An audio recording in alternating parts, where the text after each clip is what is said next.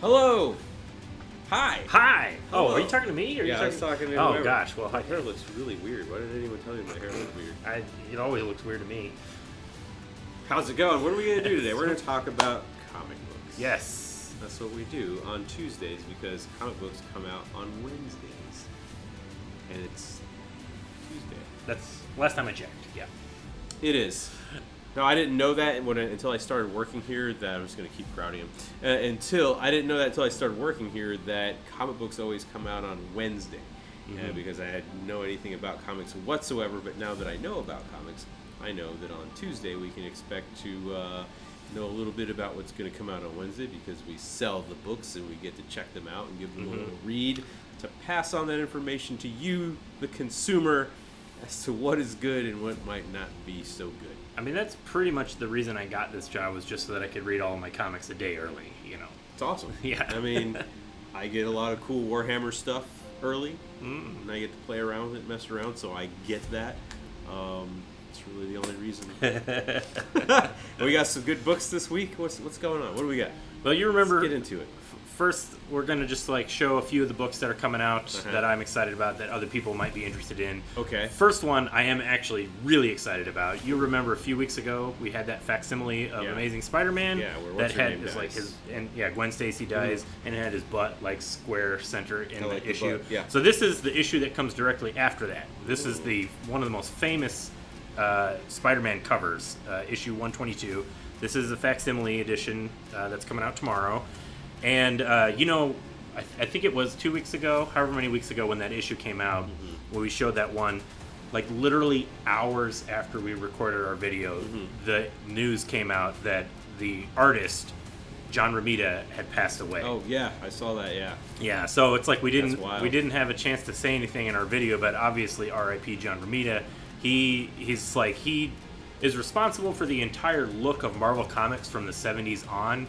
He's the one that really tied it all, brought it all together under one kind of cohesive brand, because previously it was all under Jack Kirby. And Jack Kirby in 1970 left Marvel for DC. And so he was replaced with John Romita, and John Romita took over the Spider-Man book. And just the whole commercialized look of Spider-Man is 100% John Romita's art style. And you can kind of see it full on display in this cover. Just a really clean... really clean style. The interiors of this book are drawn by not John Romita, but by Gil Kane, who is an excellent artist also in his own right. But this is the issue that, again, Gwen Stacy died in the last issue, and this is just Spider-Man fighting with the Green Goblin, incredulous that his girlfriend was killed. Sure, he might be a little he's a little upset about it. Sure. But it was also a shocking moment in comic book history because these types of things didn't happen in comic books. That'd be again, now it's so commonplace for characters to die, but this was really shocking that a main cast character would just be killed off. Just killed. And it was like an eye-opening experience, and it was one of the things that really made Spider-Man such a the more realistic, down-to-earth type of character. Because you read a Superman book, Lois Lane isn't going to die. Right. She's just not, And since then, of course, now it's become pretty commonplace for characters to just get killed off and brought back. So now it doesn't hardly mean anything. Yeah. But man, back then, this was one of the most, and there's a reason why it's one of the most collected Spider-Man comics ever, which is why they put out this nice facsimile edition, so you don't have to spend $10,000 on an original, and you can just buy this reprint in beautiful colors for $4. Only $10,000. Yeah, only $10,000. That's how much I'm going to charge you if you buy this facsimile from me. I pay that with my credit card. All right, next up, another book that I know some people are interested in, Darkwing Duck. Darkwing Duck. I have not been reading this series myself, but I know a few people that are following it, and it's just really, if you like the cartoon, if you like Darkwing Duck, I'm sure you're really going to enjoy this. Everybody says it is just exactly like the cartoon, and pretty much what everybody has wanted. Just more Darkwing Duck. You like the Darkwing Duck cartoon? You know what? I did watch it a lot as a kid. I don't know. You might be a little too old for that one, Dan. I don't know if you remember being a kid. Wow. I don't. Okay, so I'm going to say something that's going to be incredibly polarizing, but I don't really like Disney stuff that much.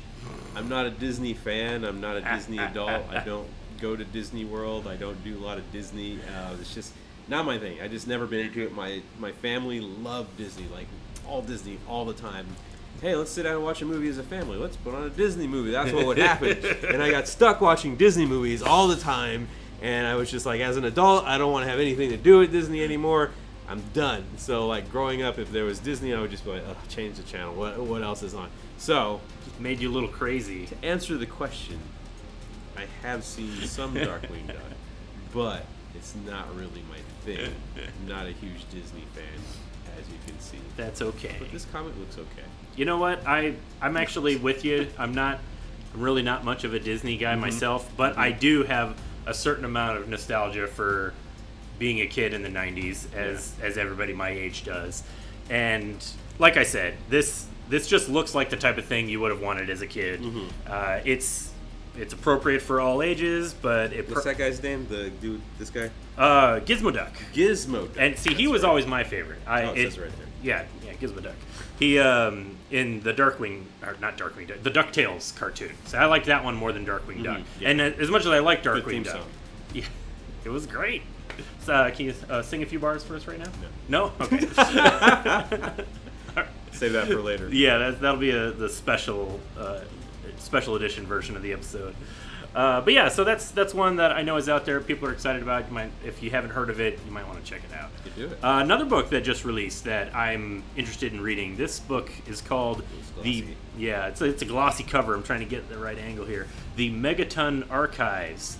This is a collection of this old indie series from the 80s called Megaton, and it contains some of the earliest work by now famous creators, guys like Eric Larson and Rob Liefeld, Angel Medina.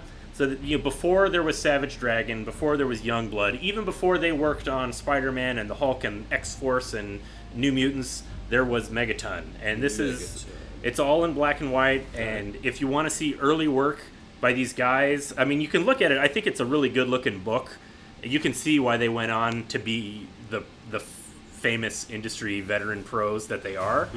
But it's really neat to finally get a chance to read these. This contains actually the first Savage Dragon comic that Eric Larson did before he got work at Marvel and then left and then started Savage Dragon. Is a character that he's had around in his head for a long time. But yeah, this looks really cool. I'm really excited to read it. I haven't had a chance to do it yet because there's only so many hours in the day, and I read a lot of comic books. What happened? What? I don't know. Oh, I know what happened. Hold on. Hey. Okay. All right. Oh well. Hey, it's Hey. Keystone. Hey, how's it going, Keystone Minis? Thank you for popping in to listen to us talk about comics for 30 minutes or so. That's right.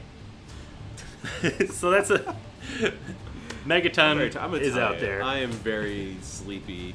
You ever just lose a day or two of your routine, and then after that you're just ruined for the whole week. Yes. Because I'm gonna tell you, I'm an old man.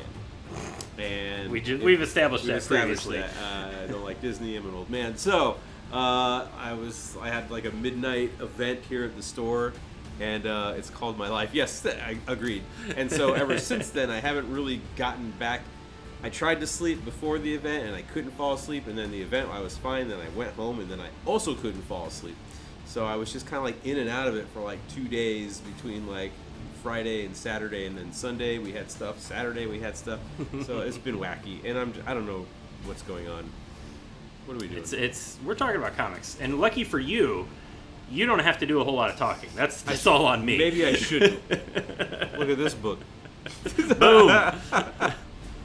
This is another book that I've been reading regularly. Frank. This is Frank Frazetta's Death Dealer. Yeah. If you like sword and sorcery comics, if you like barbarians, you'll enjoy this Scantily comic. clad ladies. It does have that. I'm going to have to be careful about which page I open it up to. But yeah, this is some good stuff. It's based off of Frank Frazetta's paintings. and it's like new stories, just kind of based off of the paintings and the characters that he put in them. This is volume 2 of the trade paperback. The book's been going for like almost a year and a half now. Oh wow, okay. So it's really good. I know people are really enjoying it. I've been following it since the beginning, and if you haven't been following it, I suggest picking up the trades. There's, like I said, 2 of them out right now. I think this collects issues. Well, it doesn't say, but it looks like it collects probably 5 or 6 issues. Solid. So that one's worth Blue worth book. checking out. Next up is a few of the other books in my pull list. I haven't necessarily read all of these, but I still highly recommend them. That's the quality you get from me. Blue Book. This is one we talked about. We talked about this one, I think, last month when it came out. Again, I'm going to be careful which page. Yeah. I love this book because it's just The art's really cool. Yes, yeah. Michael Avon Oeming is a great artist, and this just is telling the real life alien abduction story. Ah, nice. And then in the back, it also has just like bonus stories about weird cryptid stuff. So if you like weird, I guess paranormal alien abduction. Yeah, that's paranormal. Yeah, It's not normal. it's not normal, but it's maybe for you, but. Sasquatch sightings. Yeah. There hasn't been anything about the Sasquatch, but there's still a few issues left. So we'll Chupacabra, see. has Chupacabra shown up? No, not yet. Ow. Yeah, it's not been so much cryptids as just like Aliens. weird, like it is more alien specific stuff. Yeah, but that's a good book. Man, Oh, ready to talk about some Ninja Oh. Turtles? yeah, Ninja Turtle time. Because there is. Okay, now that's a show I watched. All right. When I was young, I would get up at like 6 in the morning or however early to watch because it was on like super early. Like the other adult shows had just ended, and then Ninja Turtles would come on, and then I had to get up. Like, why did we do that when we were kids? Like, get up at 6 in the morning to like watch cartoons? Like, it's insanity. What else were you gonna do? It's insanity. Kids were gonna wake up at 6 in the I morning, no guess matter what. maybe like I'd set my alarm and I'd be like Ninja Turtles, and I'd go downstairs. Yeah. Wow, I missed that. Make your own breakfast. Yeah, just burn have the some eggs. cereal, do some yeah. toast, some cinnamon toast. Mm. Why don't we do that anymore? Do they even have cartoons on Saturday mornings anymore? No, they don't. I don't think that's no. even a That's thing. that's you're just showing your age right there. Talking about Hey-o. Saturday morning Yeah, cartoons. hey Serena. So let's talk about the fact that they don't have cartoons on Saturday mornings anymore. Yeah. What do kids do on Saturday morning? now? They're missing out on the key experience. I feel like that's a key experience. Mm-hmm. Man, this is the old man hour now. It's called YouTube and Netflix. Yeah. But it's not the same because like when you put watch it on anytime. when you put on streaming, exactly, you can watch it anytime, and also you don't have to sit through the terrible cartoons to get to the good one that you want to watch, which I think is part of the experience. Yeah. It's Yeah. on demand. Yeah. And we all know that when Soul Train started, cartoons were over. Yeah, now it cartoons was- were done. it was the and boring- they would trick you because the Soul Train intro was a cartoon train, and it would just come inching along, and you're like, oh, what's this cartoon about? And every week you're like, oh, it's Soul Train. Oh, they they're- tricked me again. They're just dancing. They got me again. Oh my God, you old man! I've been telling you guys that. I mean, I don't know how many other ways I could say it. I agree. Grew up with Saturday morning cartoons. Yeah, like absolutely. Anyway, Ninja Turtles. So Let's this talk- is a I'm gonna go cry. Let's talk about this book. big Ninja Turtles week, and you know what? I is a feel big Ninja I feel like I Turtles need to week. skip past this since we're talking about cartoons. One of the books coming out Oh. is Oh. the Saturday Morning Adventures of the Rat Teenage King. Mutant Ninja Turtles. So, as you know, Dan, Ninja Turtles I are do. very popular. They've maintained their popularity since like the late '80s. It seems. Yeah, almost like in defiance of all logic and reason. Nobody thought they would be a thing back when they were Yeah. created, Yeah. and now it's like one of the most popular things ever. It's insane. Multiple movies. Yeah. Films, albums. they had- never left, exactly. They had a tour. Do you guys remember when A rock band. There was a whole tour where they would go and do like shows and sing, and like Splinter would come out and he would do like a soulful blues number about skipping rocks across the lake. You know what I'm talking about? You remember it? So Dude, I was obsessed with that VHS. yeah, that's The Ninja Turtles rocking. insane. Yeah. So this is going along with that, Ninja Turtles very popular. Been a Yeah. lot of different books. Yeah. And so one of the things that they're doing is the Saturday Morning Adventures series. This is put out by IDW, and they're not even like trying to hide the fact that they're just catering to nostalgia for the cartoon. Yeah, It excellent. is set in the cartoon continuity. Excellent. It's drawn in the cartoon style. You can kind of see like all the turtles there. Yes. It's 100% like the version of the cartoon version of the characters, specifically the '90s cartoon version, because there have been multiple cartoons you might remember. Yes, But absolutely. this is definitely, as I said, Saturday Morning Adventures. They're trying to, if you really wanted to relive those glory years, I Dan, do. you can do it through this There really Saturday is. Morning Adventures cartoon. I tell you, the older you get, the more you spend time thinking about your youth and the things that used to make you happy, and like the simple things that used to make you happy. Like, I don't know, being able to move without injuring your body, or having a full night's rest and not waking up feeling like you've been in a car wreck, or maybe even just waking up early in the morning to watch a cartoon, which is fantastic. But those simple joys are lost, like teardrops In the rain. I had a pepperoni pizza the other day, my favorite food in the world, and I had to have a Pepto-Bismol Tums cocktail chaser. I can't do tomato sauce. Yeah. Oh man, that's a How bummer. poetic. The yes. turtles would not approve. The turtles would want us to have Pizza. But yeah, this is the Saturday Morning Adventures. It's a cool comic. I'm very, down. very popular. I'm into it. This is issue 2. Issue 1 came out last month. I think this is actually even the second. This is the second series they've done. It was so popular the first time. This is. Let's talk about this guy. the That's Rat King. Rat King. You guys know what an actual Rat King is? It's. I didn't believe it was real. First of It's all, I know real. it. I know what it is, and it's Yeah, It's very sad. when rats are like hanging out, like there's too many of them, their tails get tangled, and then they get stuck together. That's a Rat King. It's disgusting and it's tragic. 'Cause It's like when you get beans and there's that chunk of pork, yeah, the queen bean. This is one of those huge rats. No, that's just a regular. We just call that a Manhattan rat. That's just Manrattan. Manrattan. Manrattan. Do we just make up a new superhero that lives in Manhattan and he's part man, part rat? I think so. Manrattan. The Manrattan. Slap a little trademark on that.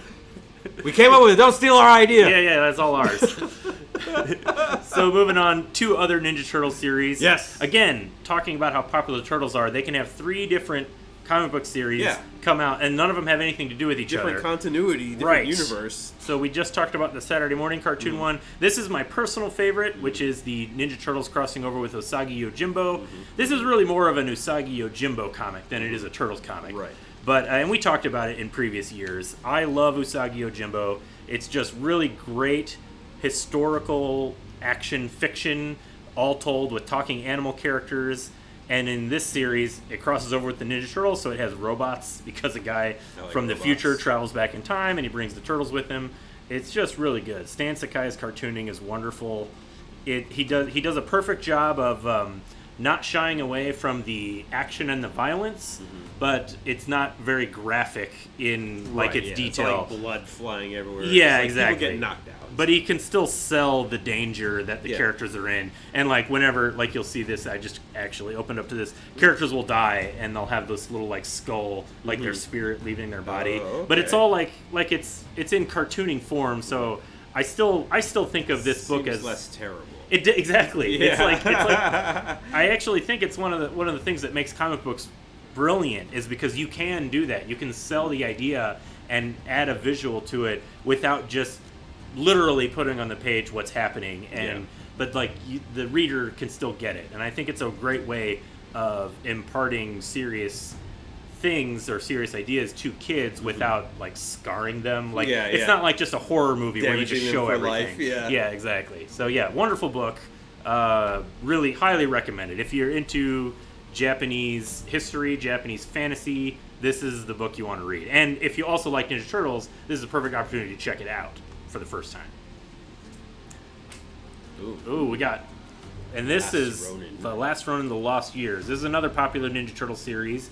A few years ago, it was a big deal that Kevin Eastman, who this is the cover that I have, this is the variant cover by Kevin Eastman. He's one of the original creators of the Turtles. Yep. And he and Peter Laird, they created the Turtles together, and they've since cashed out for a variety of different reasons. We don't have time to go into the whole history of Ninja Turtles There here. wasn't there like a show about that? Yes, there was. If you check out the the Netflix documentary, The Toys That Made Us. It was on The Toys That Made Us. Yeah, Mhm. they had like a whole episode almost Yeah. about those two guys. So we don't.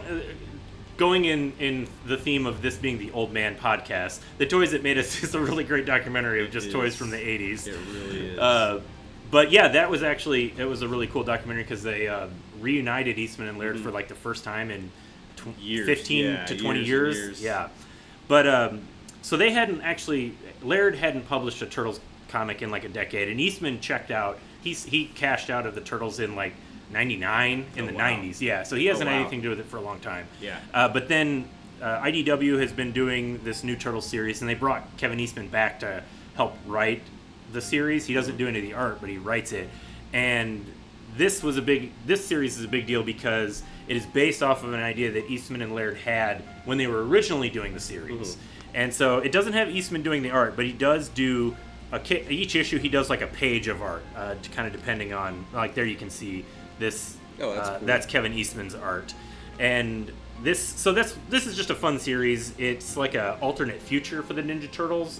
The Last Ronin refers to the last living of the 4 Ninja Turtles. Oh, jeez. And I mean, in the first series, it was like a mystery of who it was for a little bit, and then obviously you found out at the end. I'm still not going to spoil it though. Don't spoil it. But it's really good. This series is a combination prequel and sequel to the first Last Ronin series. Pre-sequel. Yeah, it's a pre-sequel. It tells the story of the last surviving turtle. I'm trying not to say his name, before the Last Ronin series starts. But then it also tells the sequel characters of what they're up to after the previous Lost Ronin series ended. Gotcha. So it ties in pretty good. It does a good job of it. I was a little worried when they said they were going to do a sequel because the Last Ronin series kind of had a pretty finite ending. Yeah. And so I was like, I don't It's done. know. What are they gonna do? I don't know if I want more. And they're actually doing a pretty good job with it. So did want more. yeah, I did. Turns out I did.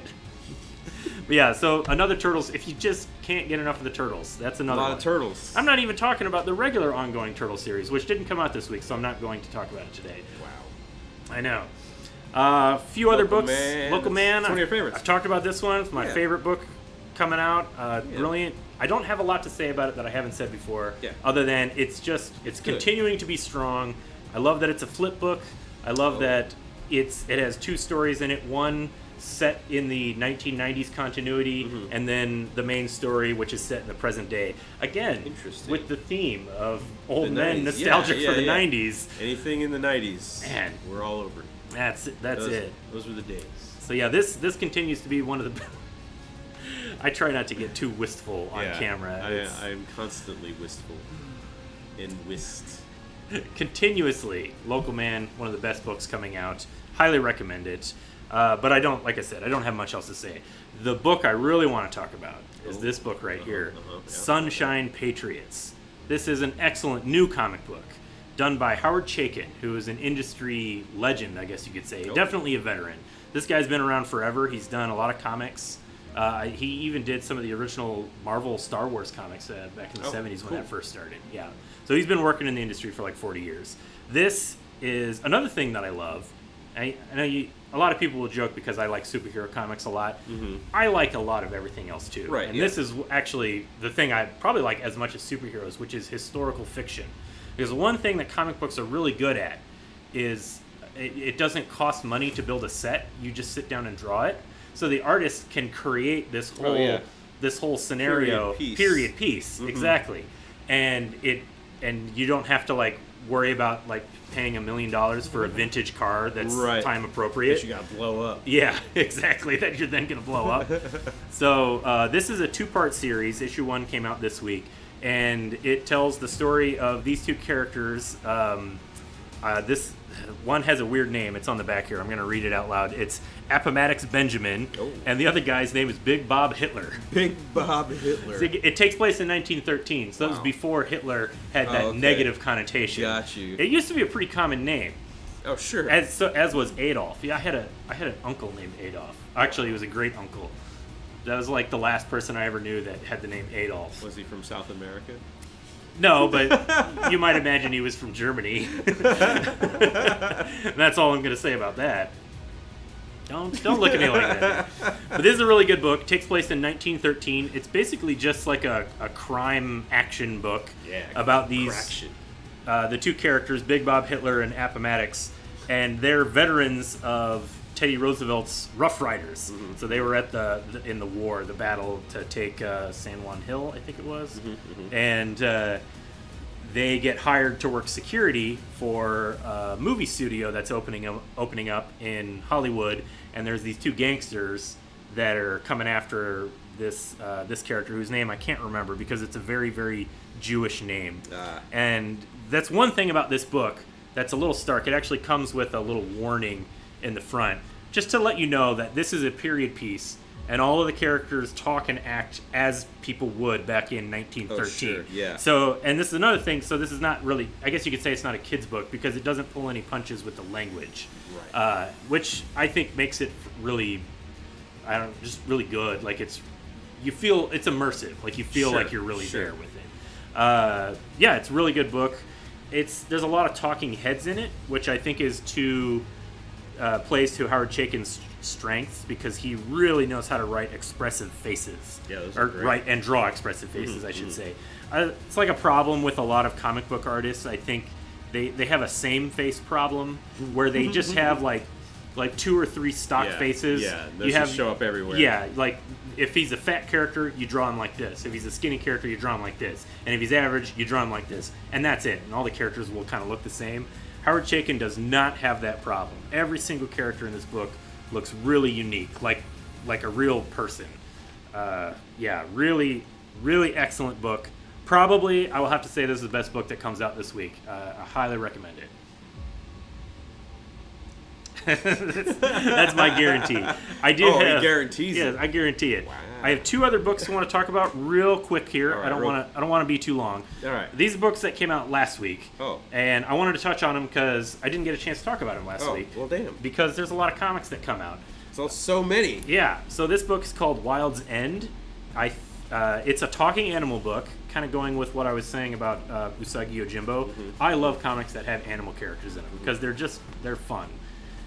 This book, the high concept selling of it is it's The Wind in the Willows meets Who even knows what? I fumbled it.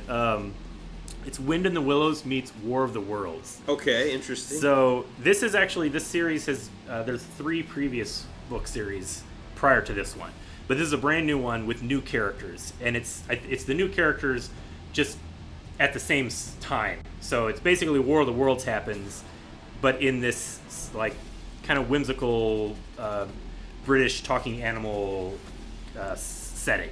Okay. And so this issue specifically is about these sailors. They're on a boat. It's a really strong character piece. I think that's what makes it so good. Because when you first read it, you don't even realize that there's a War of the Worlds element. It's just like these characters trying to figure out how they're going to survive. They got to go out sailing. The captain is too old and definitely needs to retire. And they've got like his nephew on board that nobody likes, that doesn't want to be there. And it's just like really excellent character drama. And then they're going fishing and it doesn't turn out well. And then they go back to port and everybody's gone. And they just can't figure out what's going on. And then that's like the final page. That's the setup. Really excellent book. I am going to be following this one. I highly recommend it if you just like good fiction. Talking animals. Talking animals too. You know, I really do love talking animals, and I think they work really well in comics because, you know, the saying is a picture is worth 1,000 words. Yeah. So that works doubly so with animals because when you cast your characters as an animal, you're kind of subconsciously imprinting something on the reader of how they feel about that specific type of animal. This character is an old bloodhound dog. Yeah. This character is these characters are like cats. Yeah, they're suspicious. Like you know, I do like cats. But yeah, really good book. Highly recommend it. You should definitely follow it. Check it out. Another graphic novel that came out. This one actually came out a few weeks ago. Just wanted to touch on it briefly. I'm a huge fan. I'm a huge fan of Ed Brubaker and Sean Phillips. And if you know those names, then you probably have already read this book. These guys, they do the best crime fiction ever. They did a series called Criminal. They did a series called Reckless. They've done so many great books together. I can't even, too many to list. But this is another good one from them. I like this one because it's a little different from their normal stuff they do. It's the same tone and the same style. Sean Phillips has that beautiful just ambiance that he creates with his art. And this one is kind of like surreal and dreamlike. The main character he works for a book publisher, and he's going to like an industry trade show, and he's got to promote this new writer of this new book, and he reads a passage in this book, and it strikes him as being weird because it's exactly like this recurring dream that he keeps having. And then he goes out at night and he pretends to be somebody else, and a bunch of weird stuff happens. And but talking again about like similar to Howard Chaykin, like with the character faces, I think Sean Phillips does a really great job. Yeah, those are very realistic. Yeah, like really just like it doesn't look like you're like boring comic book art, I guess is all I can say. Simply put, really great book. It's creepy. It's weird. It's violent. It's just an excellent read, and I recommend everything by the two of them, honestly. All right, last book, and then we're done. Oh. I asked our coworker Brandon to pick out a book for me to talk about, and he said talk about Godzilla because nobody talks about Godzilla anymore these days. That's true. They don't talk about it enough, that's for sure. So IDW, they put out these one-shot books that are like the best of a character, and so this one is Godzilla, the best of Rodan. So what I like about this comic is that it's $7, but it's 4 different comics. It's in printed one. It's a thick book. It's a thick book, and it just gives you four different stories about your boy Rodan or your girl. Is Rodan a girl? I don't know.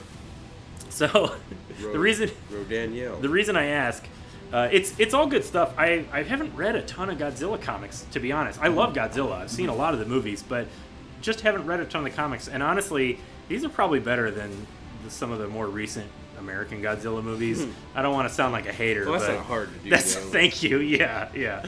So these are just 4 different stories. They're not specifically about Rodan because a lot of the Godzilla stuff, it's really about the human characters dealing with all the monsters fighting, Dealing with them tearing up the city. Yes, exactly. My favorite story, there's one story in this that is basically like a kid is getting bullied at school, and his dad is a scientist that works for like a research facility, and they have an egg like in the facility, and so the kid, it's a little silly. The dad's about to get fired, so the kid convinces his dad to steal the egg, to protect it from the government. They're gonna just like destroy the egg because it's Rodan's egg, and Rodan's flying around looking for it. And so the kid convinces his dad to steal the egg, and then the kid steals it and takes it to school so that Rodan will come and destroy the school and kill all the bullies. Amazing. Which is, I just really didn't expect that to go there. Yeah. I love it. and he literally has this line here. He goes, "Guess what's going to happen to you today? You're going to die." Whatever. Hardcore. I mean, that kid gave me a little bit of school shooter vibes, which I don't agree with that. But then Rodan comes and just everybody fights him. I was a little shocked by that. I just did not expect that story to go there.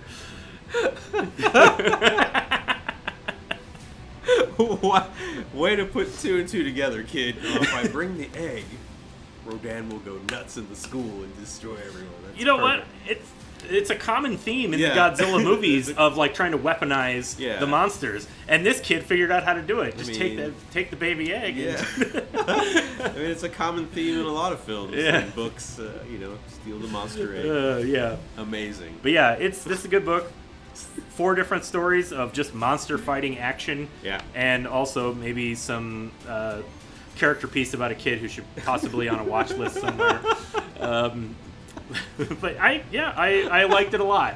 If you like Godzilla but you haven't read the comics, I really recommend checking them out. Again, similar to what I was saying about the period pieces, because the artists can really just draw whatever they want, and you're not limited by special effects budgets or bad CGI or bad costumes.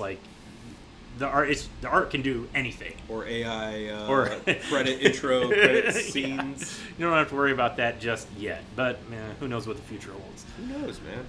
Awesome, we did it. We did it. We talked about all the books. All I got for today. They were coming out tomorrow. Mm-hmm. So come to our store, and if you can't, then go to another store that's also cool and buy some comic books and read them because you're going to enjoy them, I promise. And yeah, let's go read some comics right now. Hey, what do you think I'm going to do? Let's I'm do going to it. read some comics. Bye. Hey.